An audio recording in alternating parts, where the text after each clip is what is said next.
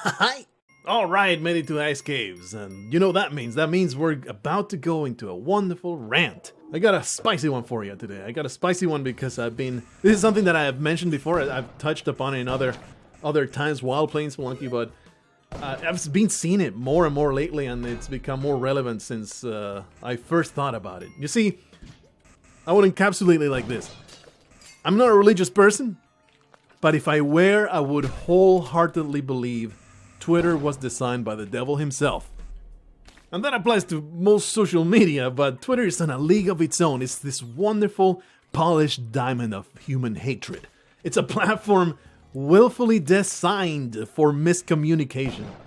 The short message format, it lends itself perfectly to insults and short judgments. And even when you're actively trying to be cordial in your arguments, your disagreements, the brevity, it comes across as curt and confrontational, this short little argument thing that it's perceived far more aggressive than you intended it. And then people realize this, so they start replying to themselves to create this thread, this long list of tweets all in a row. But even when they do that, it's just no better because it becomes this barrage of ideas to which you can't really reply properly without it becoming a complete mess of threads and replies that you just can't even keep track of. It's just a complete disaster for communication. And that's only the first big problem. The second big problem is that you're not really having a conversation. You are performing for an audience. It's like you're in high school and you get into an argument with somebody with all of your friends watching. At that point, you don't give a damn about reaching a mutual understanding or trying to work something out. All you care about at that point is winning the argument in front of your friends, looking cool in front of them. And that is what's constantly going on Twitter. It's a constant performance. Even if you start out reasonable, you might notice that the more combative your comments, inevitably that will get you more likes because people are eager to agree and pile on what they perceive as their enemy. So they will agree more with your more aggressive statements, and you get that sweet like boost. That feels good. It feels good when it says, "Oh, so and so has liked your going." My aggressive comment actually got a lot more likes at the time that I was trying to be reasonable. So you start doing that more often. You get rewarded for doing that more often, and then you do it more and more, and you just polarize. Go more and more aggressive. It's a platform specifically designed to nurture tribalism. It's actually designed for polarization. It's a tool that leads people to become more entrenched in their views.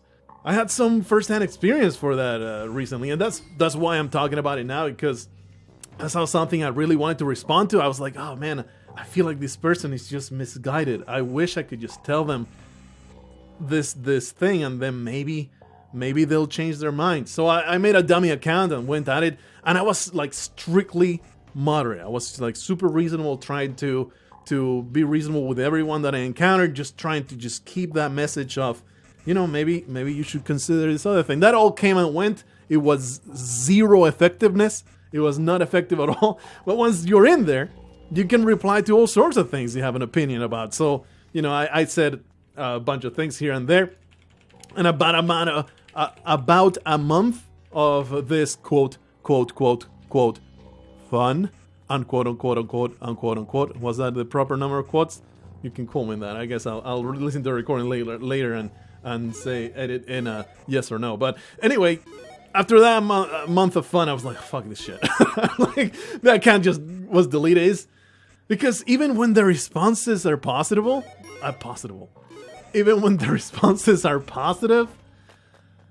the experience itself is mind garbage. It's this garbage inside of your mind. It gnaws at your thoughts. I feel it's the same principle. Maybe without the chemical addiction, but the entire cycle is the same as drug addiction. It gnaws at your thoughts in the same way of, oh, check it, look at it. Oh, look, I got a like. Oh, somebody reply. Oh no, oh, they're saying something I don't like. Oh, I better think of something real snappy to say. And you read all that, it's just this mind garbage inside your head. People approving of what you say gives you this artificial social boost that means absolutely nothing. It means nothing. Somebody arguing against you, it becomes this big deal inside of your head, and you might be thinking about it for hours of your life, of your day, just thinking about this thing that doesn't matter. This dumb, petty argument you're having with a stranger on the internet that is not going to change anybody's mind. It's just you're trying to perform for your audience. You're trying to not look bad. It's all that you're trying to do. I just can see how it takes over people's lives. It's no wonder they'll spend their lives looking into that tiny screen and getting worked up about it. It's so human nature to constantly worry about social issues. Social issues in the sense of people are looking at what I'm saying.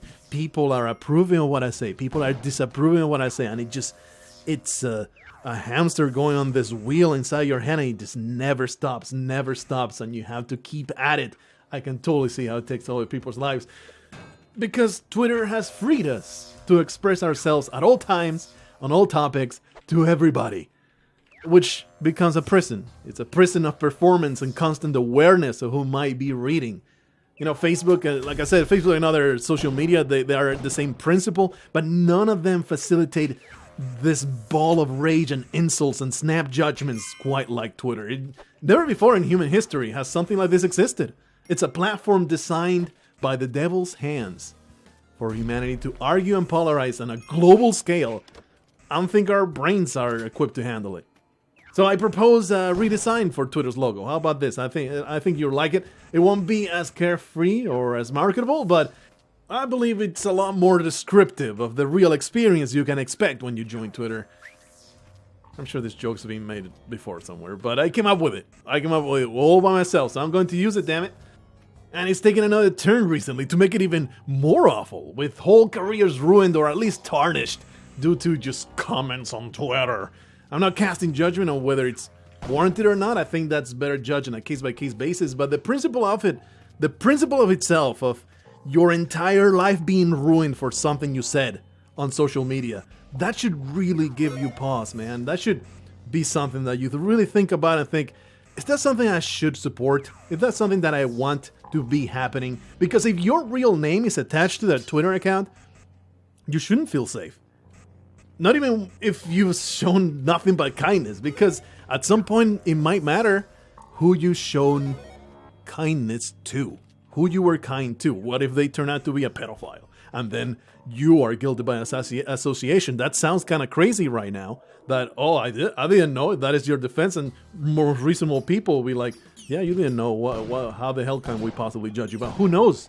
Who knows where the standards of what's acceptable will be in 5 years? Do you think 5 years ago we would have the current standards of political correctness and public lynching that we have right now? I don't think we did. Maybe 5 years is too short, but definitely 10 years.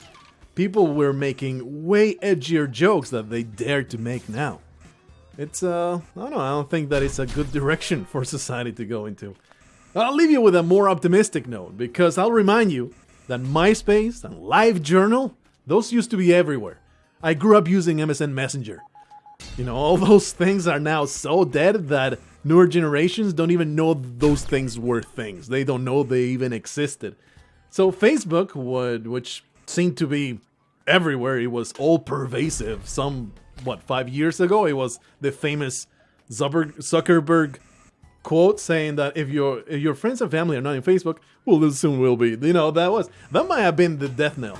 That might have been, is that the proper expression? That might have been the point at which people realized, oh, really?